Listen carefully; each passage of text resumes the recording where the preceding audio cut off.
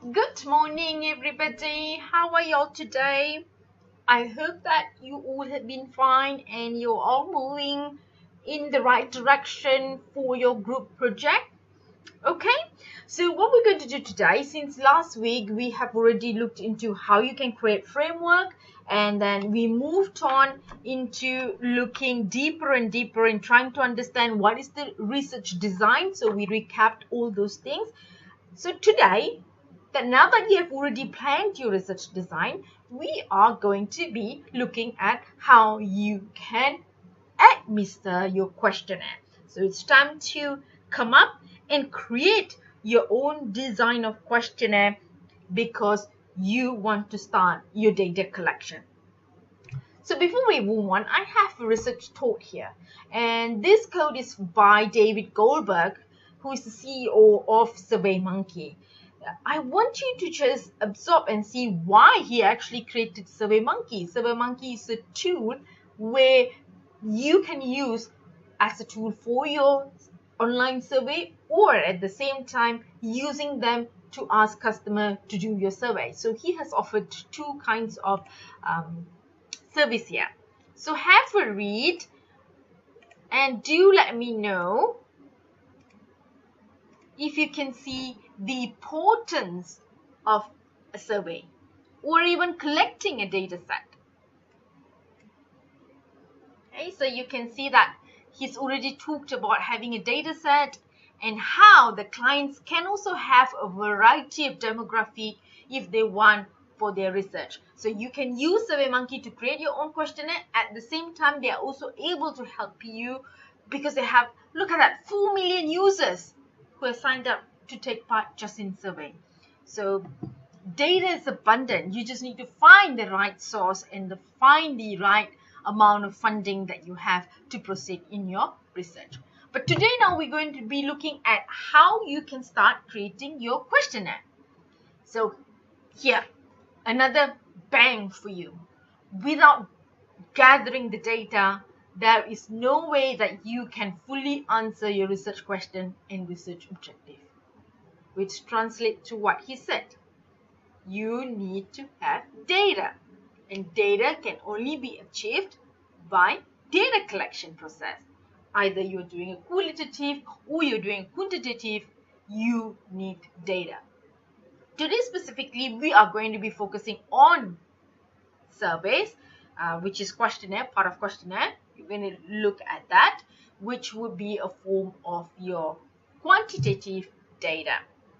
So by the end of this lesson, what I want you to know is you should be able to compare and contrast the different types of questionnaire. You should be able to design the questionnaire to tap different variables.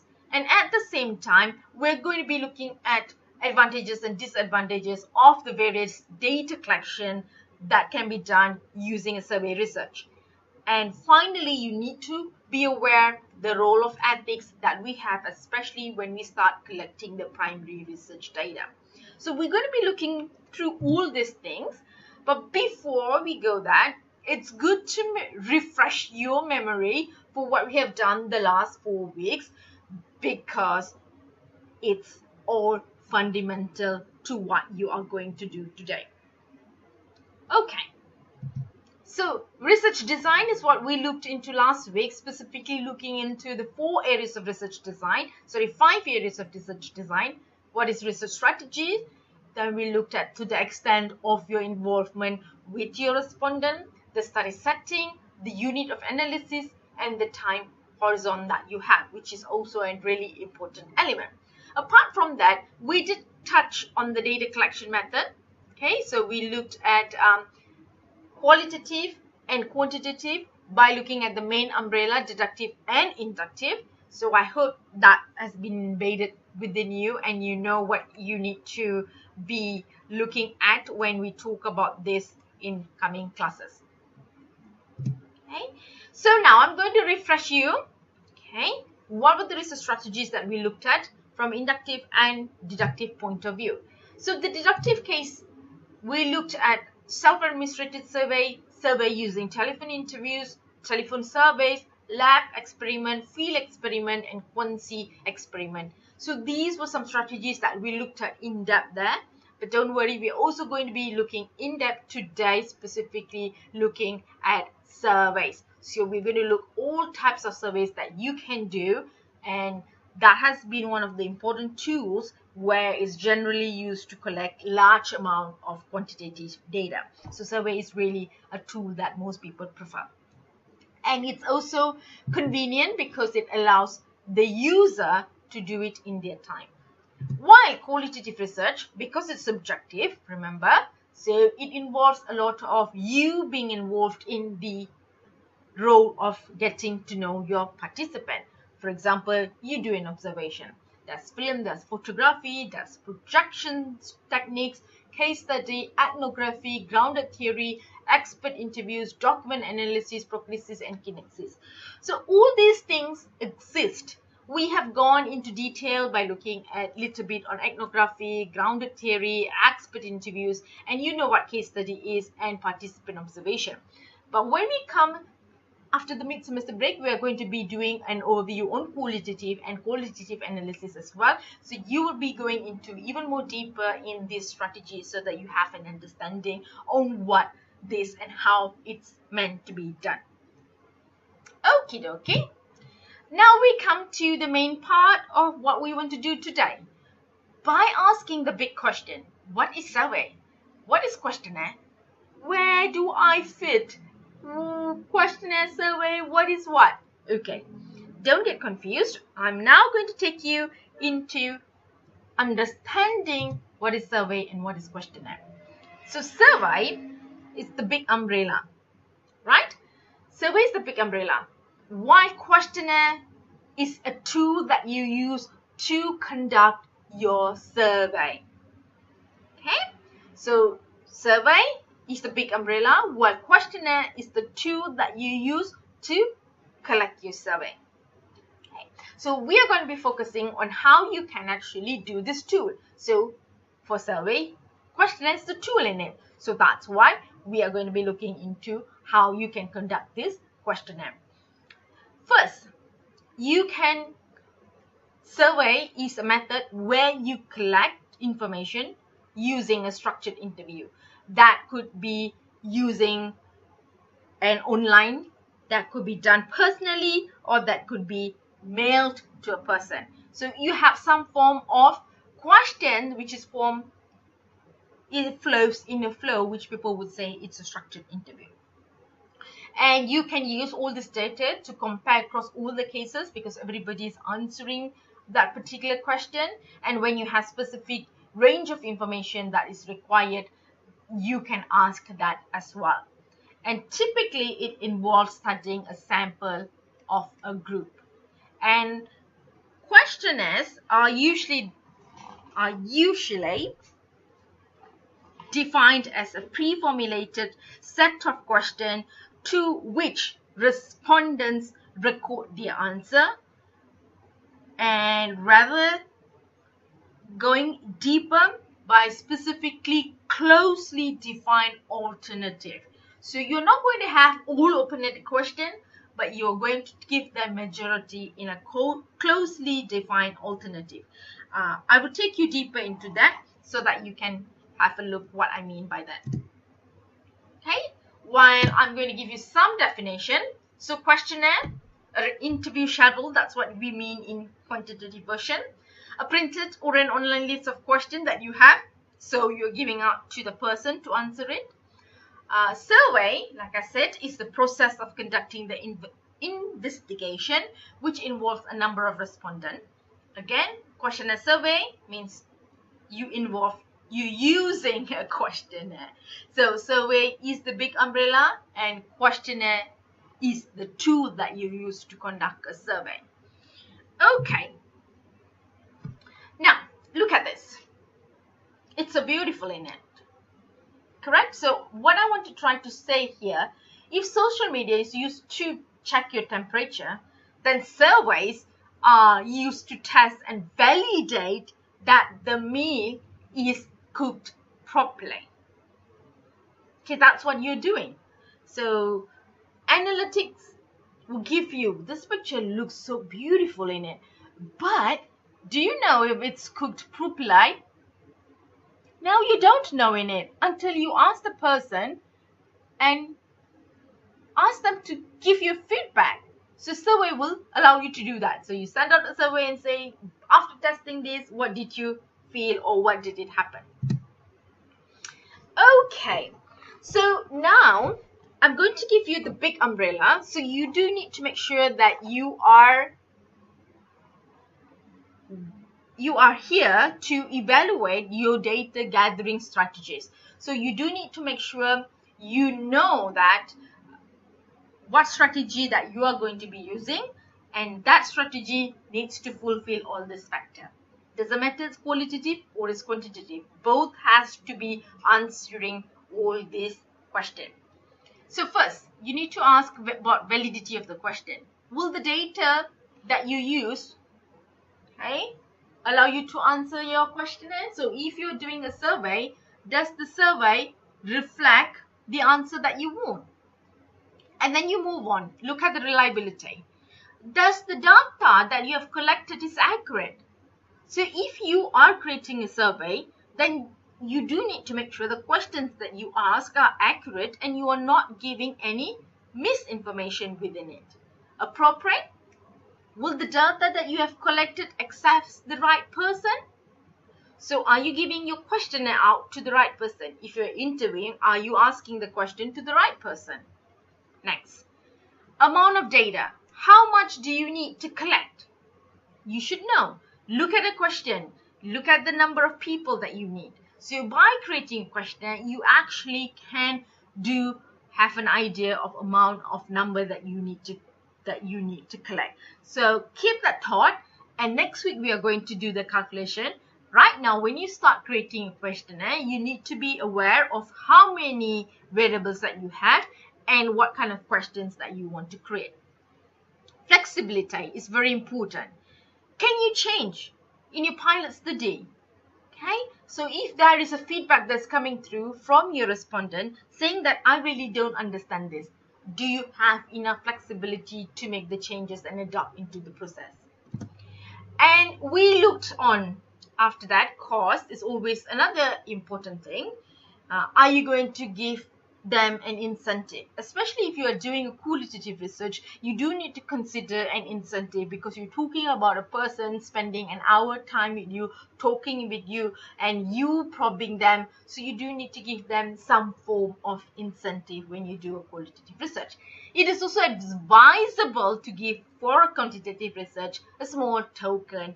But again, if you're looking at a really big number, then it's going to be really difficult for you to do that if you don't have funding. Time, I've been already talking about time. When you do a research, it always involves the time that you have. So that will involve how big your data can go or how big the problem that you can study as well. You also need to be looking at the potentials of errors that can happen in this process. I will go into deeper as we come throughout the lesson. And finally, you need to know your own ability to collect these data. Can you do it? Do you have the ability to do an interview? Can you do a proper questionnaire and distribute it? So you will know the answer. You and your groups will have, every single one of you have your own special talent, and this is where you are going to be moving forward into working as a group in picking and evaluating the data gathering methods that you need. Okay, so these are the data that are available. Okay, so specifically looking at internal and external, that is secondary data which you already have done. So you have already used your journal articles, so forth and so on. So now we do not want that secondary data because you've already passed that.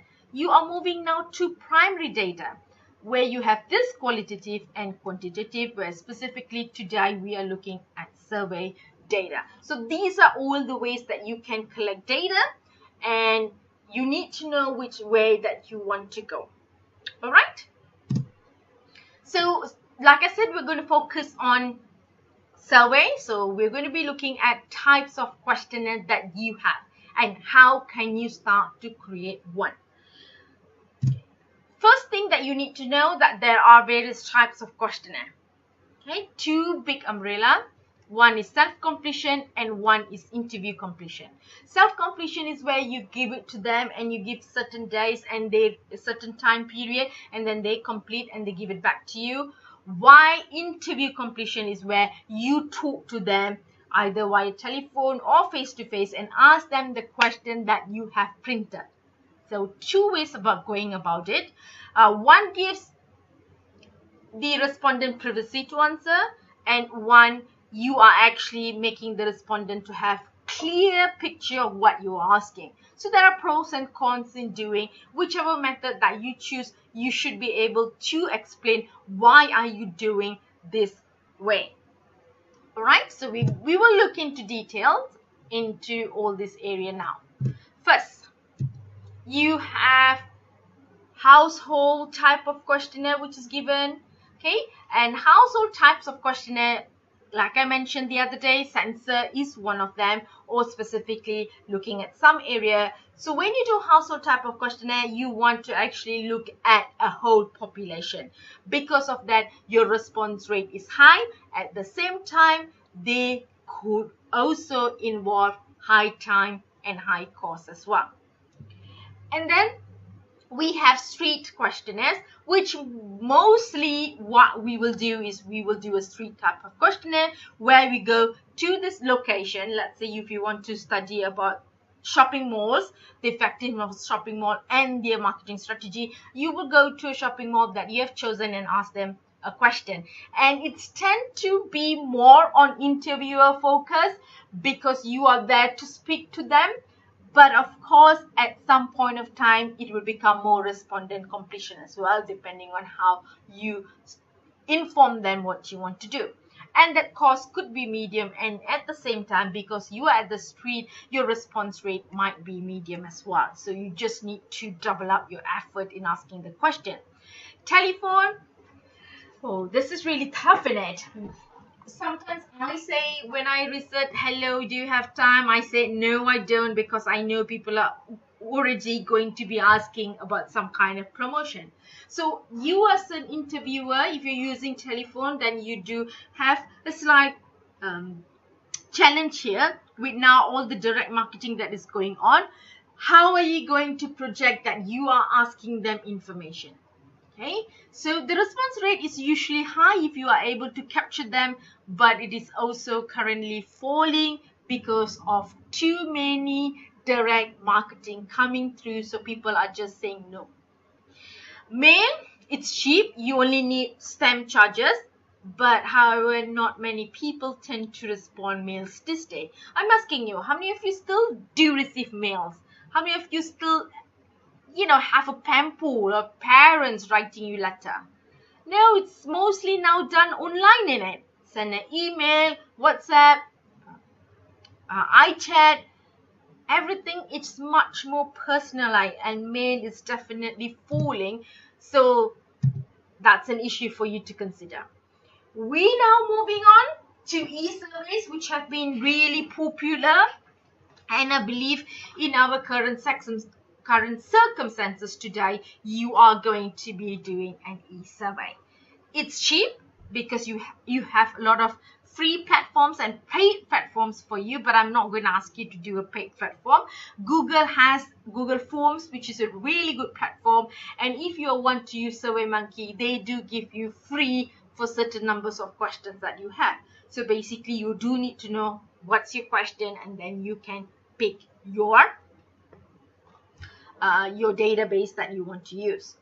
It's easy because people only need internet and email to access it. But however, the response rate could be medium because if it falls into junk mail, then probably people are not going to be able to respond to your questionnaire.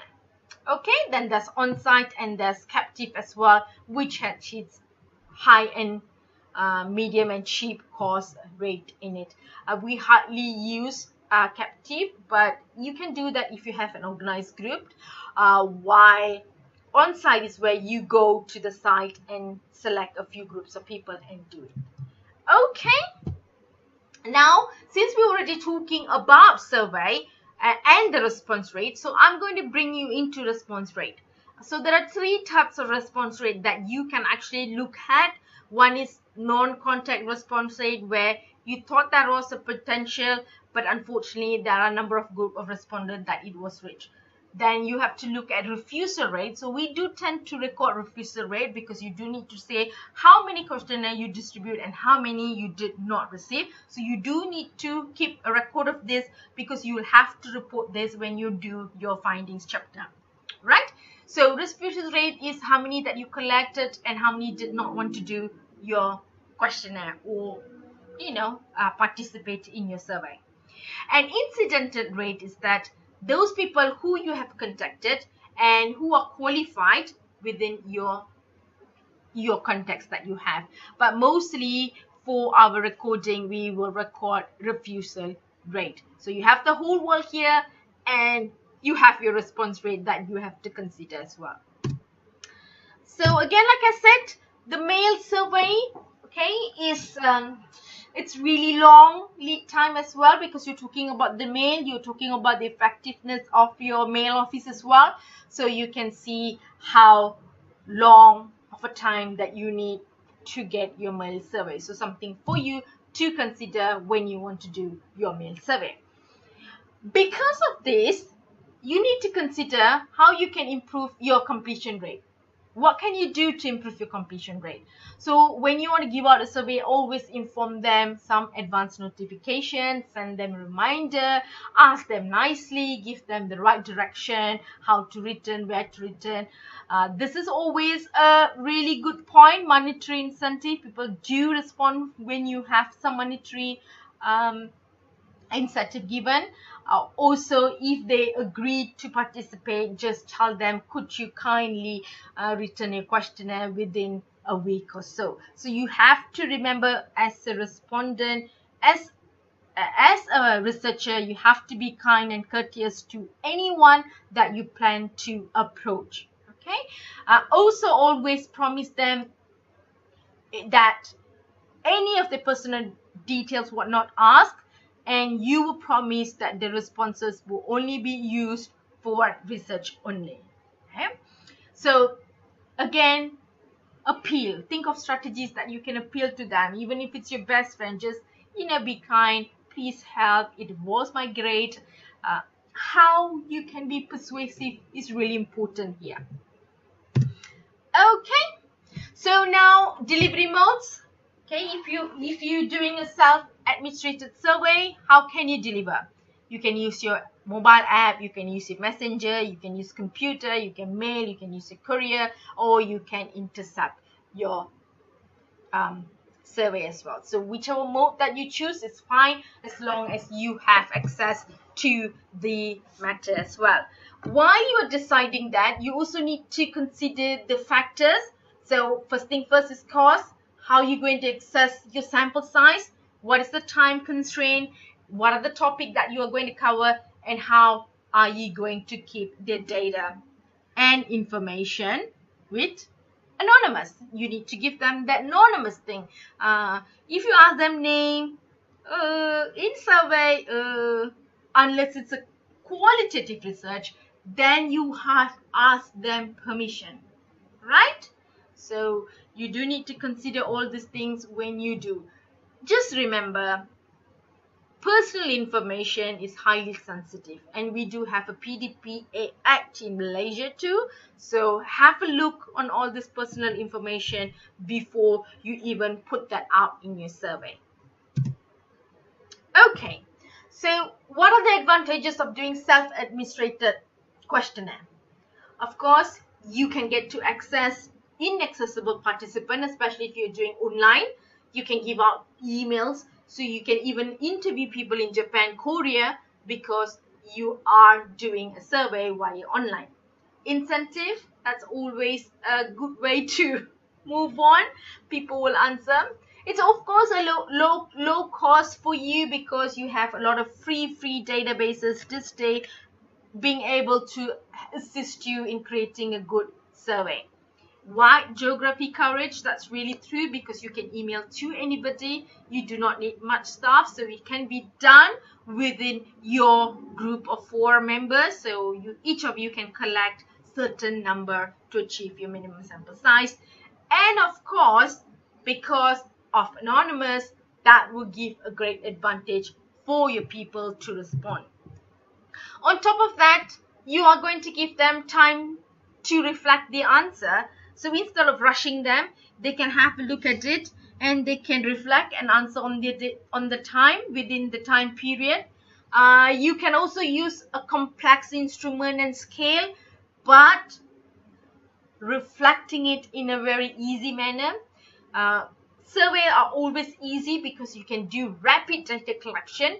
Sometimes over a weekend you can get 200-300 answering, so depending on how good your network and relationship is.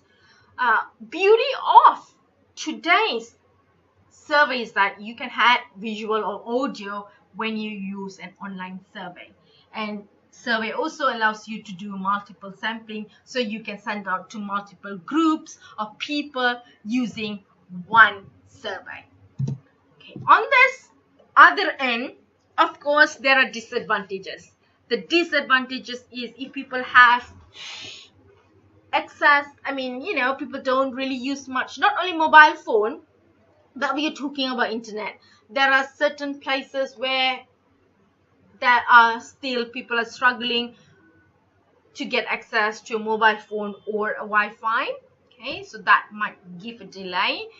When you don't structure your questionnaire really clearly, so you don't put instructions in it, then there is going to be a big issue because they will not be able to ask you because it's a self-administrated questionnaire. So whenever you do need to make sure that you are making sure all these questions are clearly explained. So your instruction has to be perfect. Okay, low response rate can be foresee based on the mode that you are choosing, and also depending on what kind of instrument that you are picking, that also could be unreliable. If you don't choose the right instrument, that will cause you a low feedback as well in a way.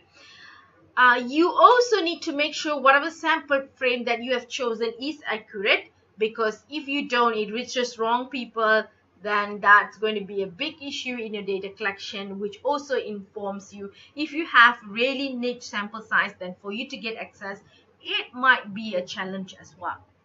All right, so now when you want to consider, you also need to look at how are the extreme views that are going to come will affect your data analysis later. So you're going to be looking at how, when you start analyzing, how these people's extreme view can change the curve of your respondent.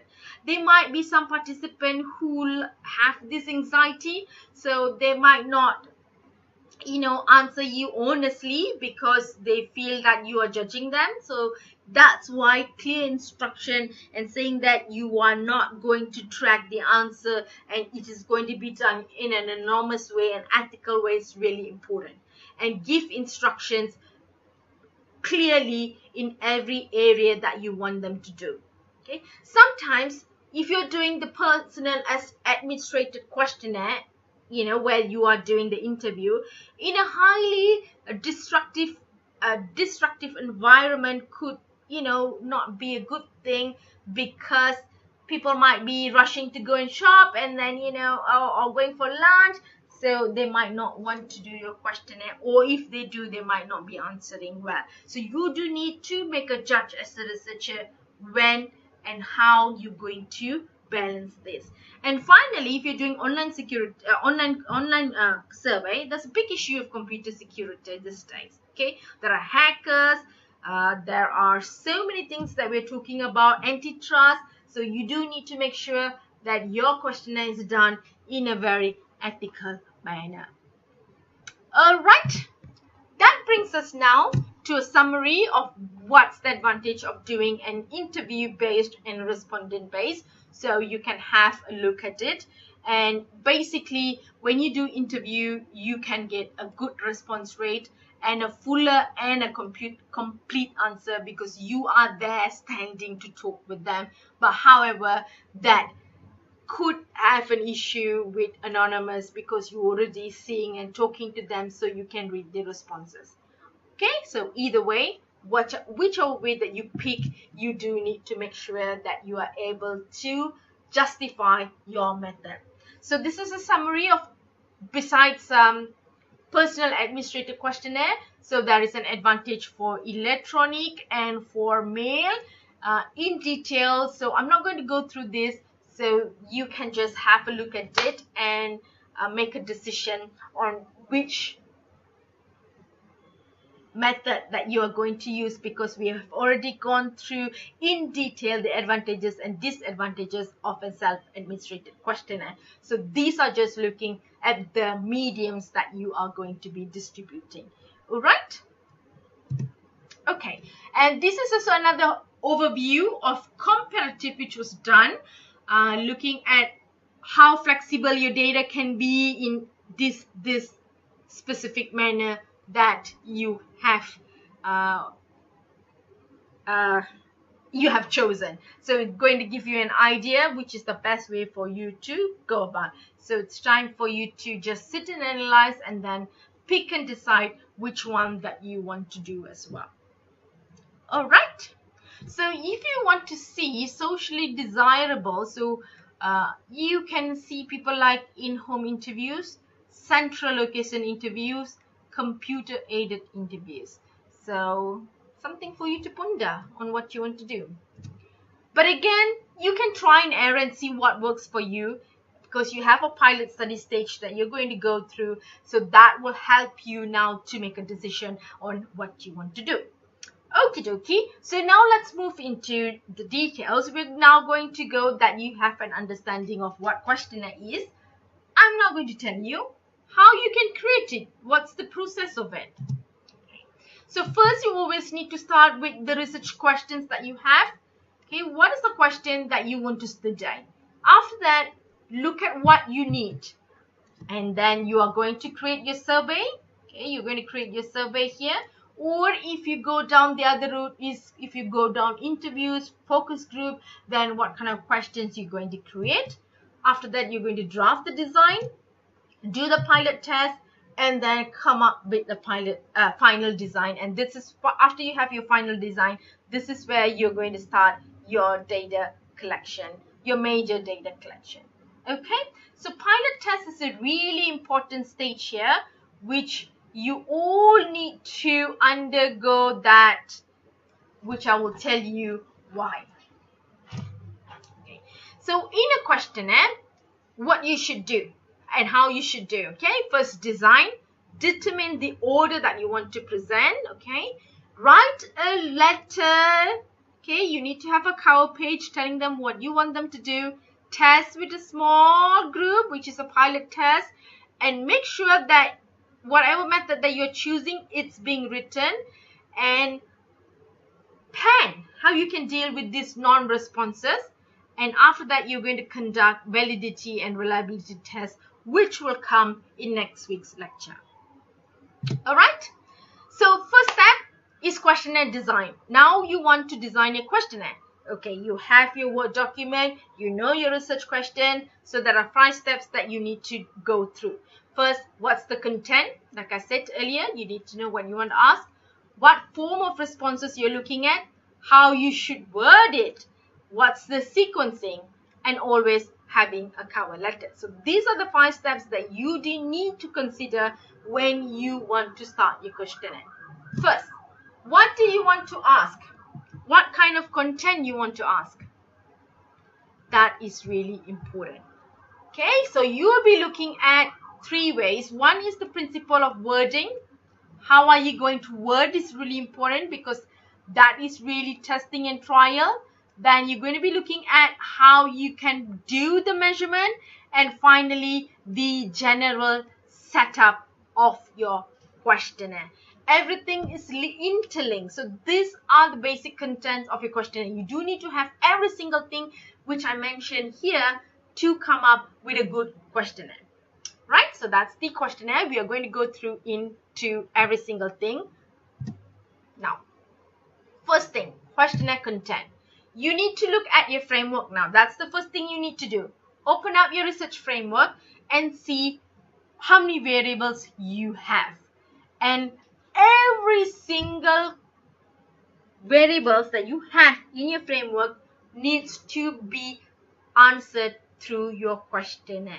If not, there will not be a way that you are going to answer your hypothesis, your research objective, and research question. So you do need to remember that every IB and DB that you have has to have a question in your questionnaire.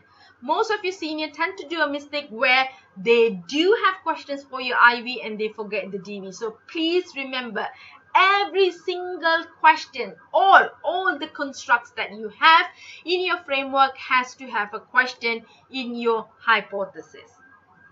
Right? So you can have two types of way of doing measurement. Objective is where you have a scale and one question with one answer, while subjective scales where you can have multiple answer with multiple question in it, and I will show you some samples for that.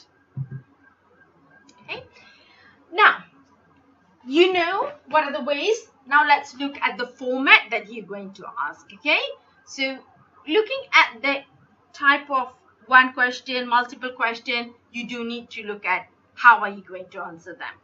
First is open-ended question and closed-ended question. Closed-ended question are the famous ones for questionnaires, so that people can answer, make a decision quickly, and you've already given them what you want to do. And because SPSS also is really happy with closed-ended question, because you can code that very easily. Why? If you have additional question using open-ended question, then that will supplement your closed-ended question, and you can use that for interpretation, which gives you an additional insight. But you will not use this to interpret in your SPSS, right? Your SPSS will only be interpreted using your closed-ended question. We will use open-ended question, another software which is called Tech Cloud, when you come to our data analysis stage. Okay, now that you know you have two kinds of formats, so let's look. Open-ended question will look like this, so you ask them, while closed-ended question will give a specific, so you can decide. Let's say this is a question, I think, oh, my job, so you tick that. If you say multiple, then you will tick that. And here you have to answer your question here. So that's the difference. So we tend to get more responses with a pre-coded question. All right. So now how are you going to word? That is really important. Okay, wording will reflect your measurement, like we talked about first one, and as well is going to reflect how people are going to review and answer your question. First, never to have double-barreled question. That's the principle. When you start wording, you need to make sure that you do not have double-barreled question. Double-barreled question are questions such as could mislead your respondent to have different responses because of its two type of question. For example, you ask, do you think there is a good market for the product? And you see the word and? That it will sell well? So the first one I say yes, but the second one I want to say no. So when you have two questions, how are people going to answer? So you do need to make sure that you are not being, how do I put it in a nice way? You are not being silly in asking them two questions that can actually give two types of answer, but you're forcing them to give one answer and making your research become invalid. Okay, so you also need to consider when you have closed-ended question, you are going to have quicker response. Okay, so because of that, you need to avoid questions which call ambiguity. So when you have a question such as to what extent would you say that you are happy? It's very interesting in it, because you give them a scale, and how are they going to answer that? That could cause a lot of mixed information in it, because the person is not giving an accurate answer for the question that you want. Okay, always just use ordinary words, simple, straightforward. You are a researcher, so you know all this bombastic lingo that is coming up, but they don't. So always use an easy way of asking questions. Another thing that you should avoid is asking leading or biased question. Okay, leading or biased questions such as, do you think that in these days, escalating cost of living, an employee should be given a good pay rise? That's a biased question, isn't it? So you should not ask that. By leading them or signaling them or pressuring them to say yes.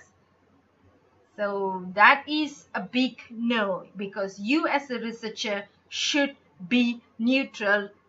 Doesn't matter what your opinion is. Or asking social desirable question which does not make sense. You should avoid that as well. Such as, do you think older people should be laid off in order to give way for younger generation? If you do this kind of question, probably people are going to be angry with you. Or if you ask silly question, do you like KFC? Do you like fried chicken? These are all some social desirable question that tends to also cause your responses slightly deceiving. Finally, you should avoid asking questions that you can recall on dependent answer. For example, if you ask a question in section B, please refer to section B and answer this question. That's not really good, and people are not going to like to referring back, especially when you are doing online survey. You cannot go back, so don't do that at all. You also need to remember in using wisely question that can emotionally make people angry, so you don't ask that kind of questions as well. And also you do need to use wisely your positive and negatively worded question. Okay, all right, so this is what I talked about earlier, positive and negative. So you do need to make sure that you avoid double negative questions in it, such as poor, customer, high quality. All right, it's good to have this, okay, but then you ask this question, and if I agree in this too, what are you trying to say? Okay, so please remember, and always have a rule of thumb to limit your words. So ideally, if possible, try to print them all in one page, and each question should be less than 20 words, which is highly reliable. The shorter the questionnaire that you have, the easier for you to get your feedback. Okay, so I'm going to go into details for you so you can look at example what I was talking about. Ambiguities, leading question, asking question at one time with two leading questions, using simple language. So for you, some good and bad example for you to ponder. Okie dokie. Now we come into the position where you're going to look at what kind of sequence. So how do you put your question? You need to make sure that your questionnaire are in sequence to create the flow of your respondent. Okay, you want to have the flow of your responses. So always start with easy and then move to difficult, or start with general and go to specific. And always, if you want to ask your demographic question, I would kind of put it towards the back. Because once I am in the mood of asking question, then I will be kind enough to answer the demographic questions that you want to ask.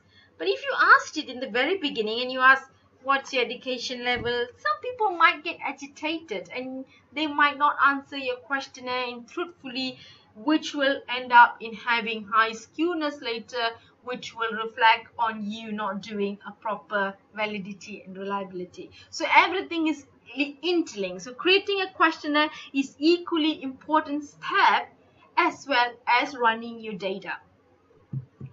Okay, so some questions for you to consider when you want to do in order. Like I said, start with the easy question, use relevant question only, and leave the sensitive question to the late end. So how you want to handle the compactness is also a big issue, which you need to think of an ease of handling for your respondent. If you don't like it, then they don't like it.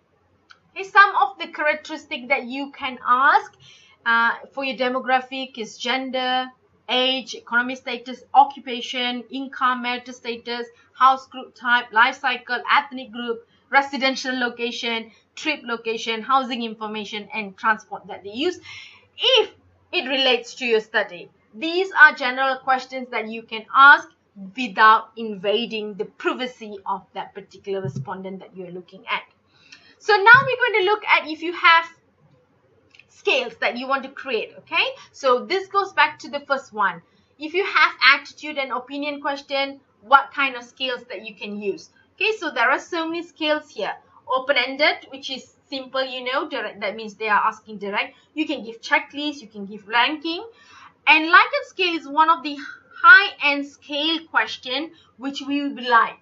We like to have Likert scale in our question because using Likert scale, you can do higher order analysis. So ideally, when you start doing your IB and DB questions, start creating them in Likert scale if you have intention to trying to analyze a higher order analysis. If you want to aim for a higher order analysis, then please start looking at Likert scale. Okay, which we will supplement that next week in our lecture. You have attitude scale, you have semantic scale, and you have Frederick Greek as well. So we are going to look into one by one. So open-ended question, like I said, simple. You're just asking. Checklist, you give them a checklist and you ask them which is most important. Pretty simple as well. Ranking question, you give them list and then you ask them to rank 1 to 5. I believe you all have seen that as well. So it's pretty easy. Okay, this is what I want you to focus on. Likert scale is one of the highest scale that you have. Why? Because you can use rating, you can get in-depth analysis, and when you use Likert scale, you are using the higher scale as well in your analysis for SPSS. Okay, so that's why we all like Likert scale.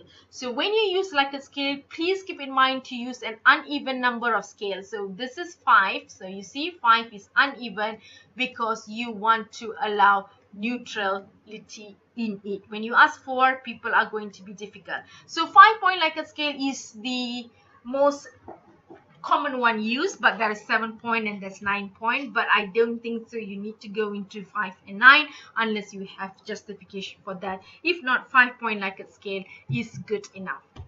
And attitude statements, if you do, okay, ideally you are again using Likert scale, but you are simply looking at the statement because you're asking an attitude related question. Okay, and another way for you to ask attitude questions, also looking at semantic scale. This scale is no longer used, but people do ask this kind of question where you just put an X as well. So if you are a graphic person and you think this is suitable, then you can go on to using this scale. But this scale is hardly used these days. But what's the beauty is that the scale can be looking at 2 different ends, and it might be interesting for you. Alright, so those are the scales that you can use, and when you draft your questionnaires, so you can consider what scale you want to use, but ideally I've kind of hinted that you'll be using a lot of Likert scale. But don't worry if you don't know which scale that you want to use. We will cover that in depth next week as well when we do practices. When you are doing your class task as well, you will have much more idea on doing your questionnaire. Another beauty is that when you do your literature review, your journal articles tend to give you a sample of questions that you have used, which will be a guiding point for you to pick your scale as well. Okay? And after you picked your scale, after you draft your scale, you are now going to include a cover page which will be an introduction for you, where you're going to tell who you are, why they should fill up this questionnaire, and how confidential is this answer, and you should thank them. Okay, this is a must, and you should do that because that is an ethical for you to have a cover page. So this is an example of cover page, so you can read and you can see the details in it, how the person has explained, especially when you're doing a topic which is sensitive. So you do need to talk about the ethical side of it. Okay, now brings us to another important part. When you have set up your questionnaire, now you know the structure of your questionnaire, you do need to make sure that you do pilot tests. Pilot tests, or another word which is called pre-testing, which involves a small group of users to test the appropriateness of the question and their comprehensive. This will help you to rectify any inadequacy that you have before you administer the instrument orally or through questionnaire, through online, and in a way it's going to reduce biasness with this pilot test. And pilot test is a good way for you to debrief and to look at the results that you have gotten beforehand and see whether there's anything that needs to be changed, or you need any additional information from your user, so you can add it on before you go ahead and distribute the questionnaire. Okay, why you do it? Like I said, you want to test the wording, you want to test the sequencing, you want to test the layout, you want to check whether your open-ended coding works, you want to gain the familiarity with your respondent, you want to test whether how long you need actually to do the arrangement. You need to look at how you're going to train. So within your group members, you need to make sure that you are asking the same thing and doing the same thing. What is the response rate for you to collect one data? If you're doing interview, how much interview time you need, and so forth and so on.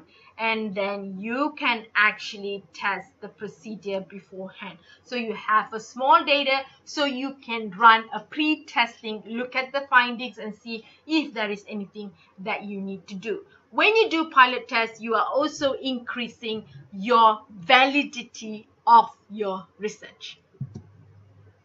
Okay, so what happens here? It's in a cycle.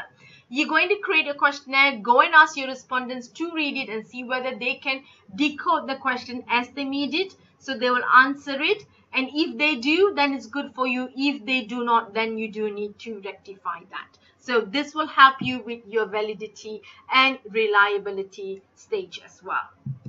Okay. Now, you might ask me, oh, I know how to create questionnaires. You do? Really? If you do, create questionnaires in the right manner using the right scale, then you would avoid sources of error.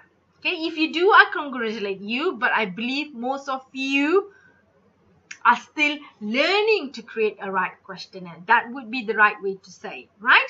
We are all learning because research is a process which is evolved, and we are all learning. So we're going to look at what are the types of error that you will be looking at. First, we have the measurement itself. So your questionnaire itself could be a big problem. Participant and interview. Participant is your respondent and interviewer is yourself. So that could come in three forms of way for you to create or to generate error in your data collection. Okay, so I'm going to let you read what it means because I have another one which goes in detail as well in a picture form, which I like to talk about. So when you talk about measurement, questionnaire surveys, basically it's you. So if you've done wrong error, wrong sampling, then that's you to blame. And if you have not conducted your pilot study, that's another issue. Interviewer, that's you. Okay, for example, you have done a wrong sample. You want to do something else and you have asked wrong sample. You've keyed in wrongly and process error. Your interview was inconsistent within your group member. Each one of you asked different type of question, different type of approach. Your interview environment was not conducive. This is a big issue. Remember I talked about? falsifying your data or your survey that I've included it's in the rubric. So this could also happen, and that could cause a lot of source of error as well. Okay, influencing behavior, like I talked about, you try to make them fall back on what you want to do. You kind of like indicate, you kind of lead them to what you want to answer. And physical presence biasness is when you look at them, oh, you know, that kind of things could happen as well in process. So you as a researcher, when you go to the field, you have to make sure that you are neutral in any form that you can be, and you have to be consistent. That's why sometimes people say using a robot or using a computer is much better, because you get one consistent way of doing research. Okay, so you avoid sources of error from the interview point of view. What participant could happen if you don't give them enough instructions in your questionnaire, they don't have knowledge in answering it, or you just picked a wrong participant who have not used or experienced what you want to talk about, then that could be a big information. When you represent information wrongly, that could also give them a misleading representation, and so forth and so on. So they will have given you a misrepresentative information if they don't understand your construct. So that's again a misinterpretation. Sometimes you see a lot of them do not complete your questionnaire, or they just refuse. So that's a big issue. And when you do social bias and equity biasness, is because they tend to be looking at from one angle. You cannot have this, but you have to start being neutral as possible to avoid all these errors. Which leads us now, these errors could also come up because of the ethical issues that you have not addressed. Ethically, it's really important to address this when you are collecting primary data, right? So you have an issue of deception, confidentiality, quality and safety. Every single thing here is really important. You should not, as a researcher, you should treat strictly confidential and guard their privacy. That's one of your main responsibility as a researcher.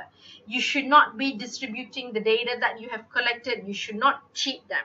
You should not also ask personal and intrusive questions such as, can I have your phone number? Can I have your email address? That is not right, because that is personal and intrusive question.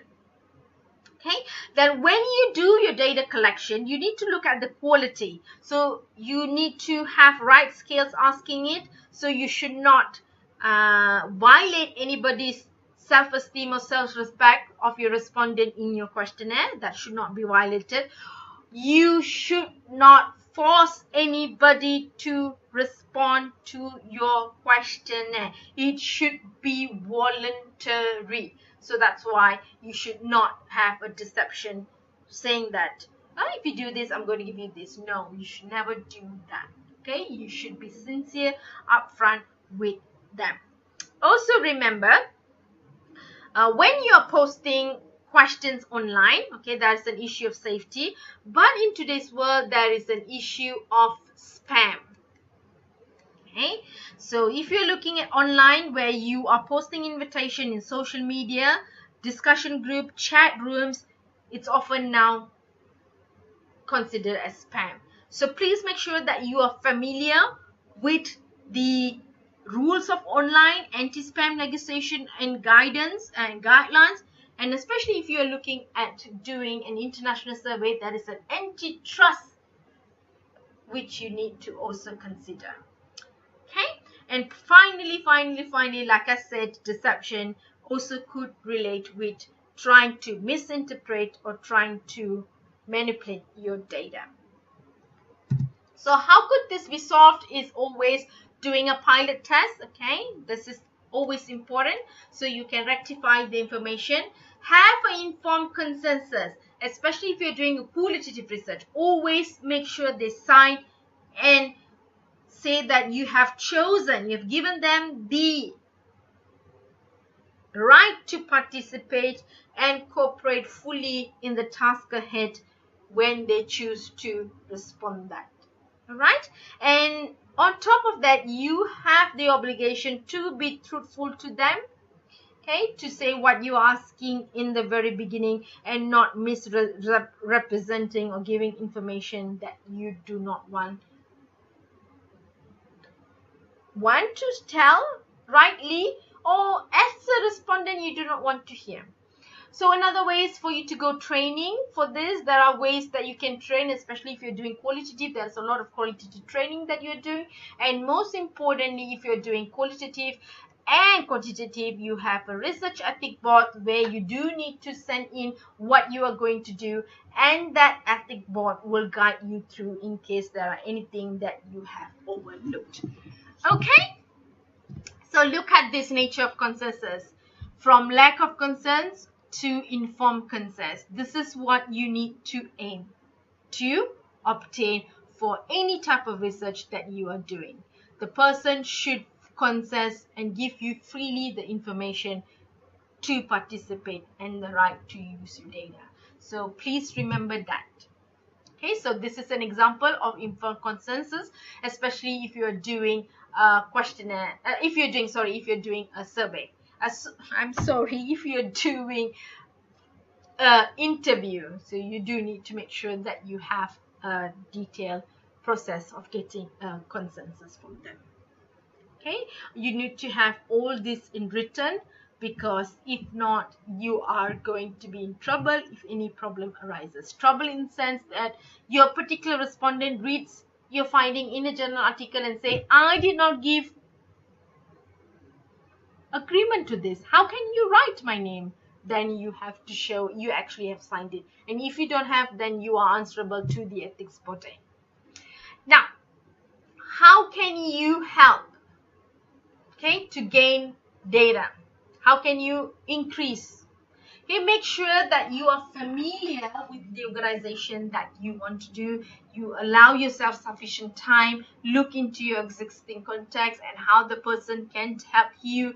Make sure that you're clear in the very beginning. This is really important. Clear in the very beginning what you're doing and what you expect from them.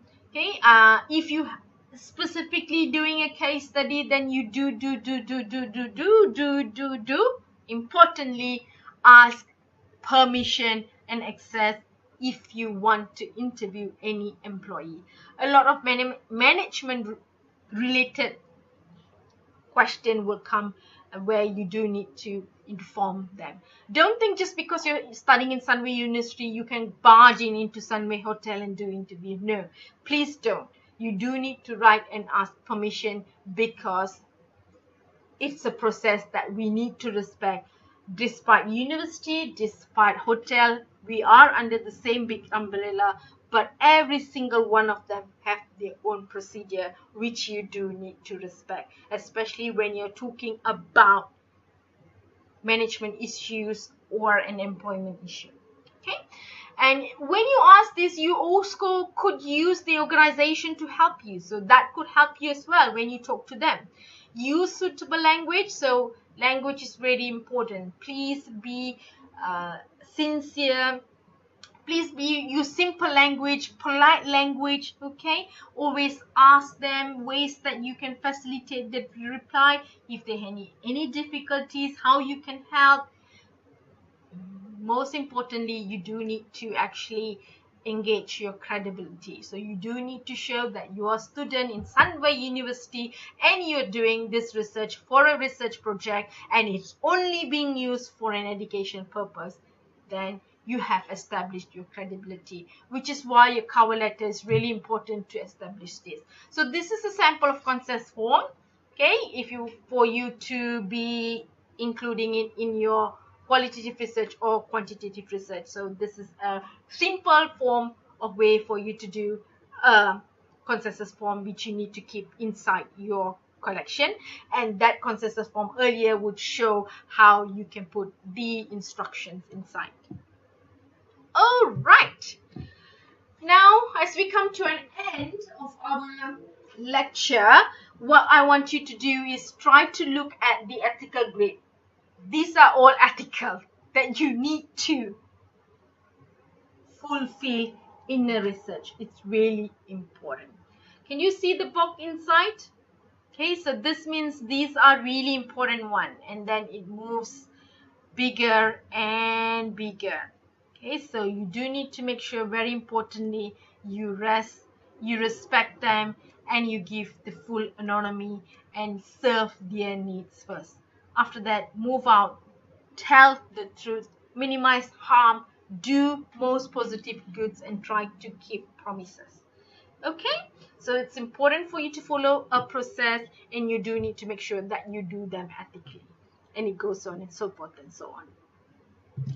All right, so as a conclusion, today we have covered quite a bit, looking at various angles of questionnaire. So questionnaires are designed to collect large number, especially quantitative data. You can distribute that personally, mailed, or mailed electronically. And we also looked at the primary data, how you can collect using survey research, and we looked and discussed the advantages of disadvantages. And just now, we looked at ethical issue, which is really important. Every research should address this, and you are required to report how ethically you've done your research. So looking at from the point of view of a sponsor, so if you have a sponsor, then you need to consider that from the point of view of who you are going to collect, and from the point of view of what they are offering. So ethical is a huge thing, and you do need to make sure that you cover that. Which brings us to a conclusion of our research chapter on administrating questionnaire.